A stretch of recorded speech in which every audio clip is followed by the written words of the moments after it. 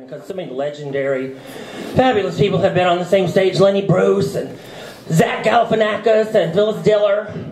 And now here we are. The gays have invaded in San Francisco. I'm a gay guy. I'm a homosexual, a garden variety homosexual. And we're great in the garden, aren't we, with topiaries and succulents and all that stuff. I only dress in drag so I can feel a little more alienated from the community. You're easy. Thank God you're easy. All this acceptance is foreign to me. You might hear I've got a southern accent. I grew up in North Carolina, the Bible Belt. Yeah, and the thing is, it's fun to be from the South, but you don't really want to stay there. You just end up getting killed or kill yourself. But I got a lot of harassment when I was growing up because I was always kind of one of those out there sort of Truman Capote type of queens. It's like, I'm Nellie, fuck you. And I get a lot of shit about it. And it seems like every day I'd hear, get your faggoty ass out of my car. And that was just my mom dropping me off at school. And that's where the fun began. I was, living as this boy, and I would go to school every day because they served lunch. And, no, I'm a bear. But they served lunch, and I even made an effort to fit in with the straight guys on the playground. You know how boys will be boys, and they ogle the girls. They'd be on the playground looking at them running around.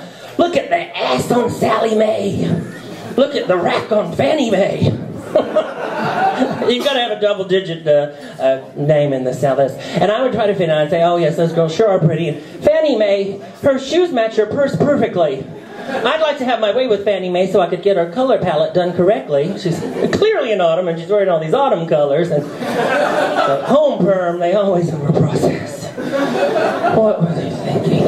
Well, that was a long time ago now. I've been living in San Francisco. It's a great town. Isn't it a great town? I find it to be fun. There's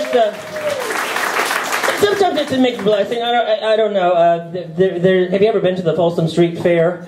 Yeah. It's you would never see that back home. It's like a free day for sex predator offenders. Just let it all. Nothing like an 80-year-old man with a cantaloupe-sized ball sack and a little mushroom head balancing on his. Where does he keep his keys? I don't know.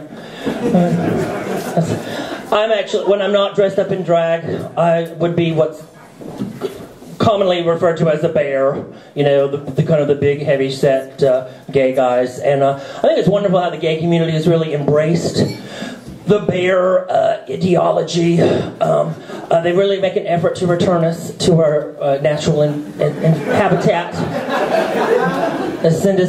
Load us up on buses bound for Guerneville. Promises of beer busts and all-you-can-eat pancakes. I was actually involved with another bear. It turned out he was bipolar. I'll let you think. And it wasn't half bad.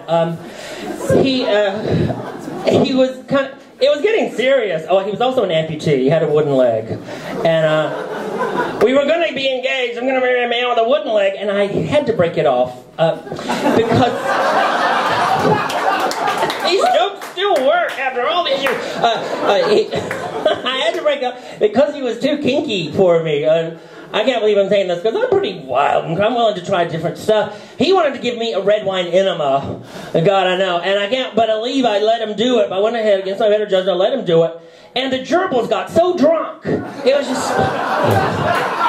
we just got a new carpet. Craigslist. Been following the news. I'm sure you guys... I'm getting older, as you can see, before your very eyes, and I've had to deal with a lot of things with my mom. My mom's here tonight. She's the one outside with the God Hates Fag sign. So I told her she could do the recycling there. But I'm getting older. She's getting older. I've had to make some hard decisions about her long-term care. I feel like she's at the age where she really shouldn't be living alone. I want to sell her trailer before. some nosy G-man finds the meth lab. She's getting, so she came out, and I took her for a night. It's like, look, Mom, we got to put you in a home. I'm going to put you in a rest home. Let's call it what it is. So I took her out for a long, painful journey out in the country. We drove around. We stopped at some of the various rest homes that are available for the aged. And you would be surprised. I don't know if you've shopped around for rest homes lately, but they're very expensive. And I decided I can't justify spending that kind of money, and I had to make a compromise. I ended up leaving her at a rest area instead, and she'll be fine. She's fought with raccoons before. It's like a senior field trip, so...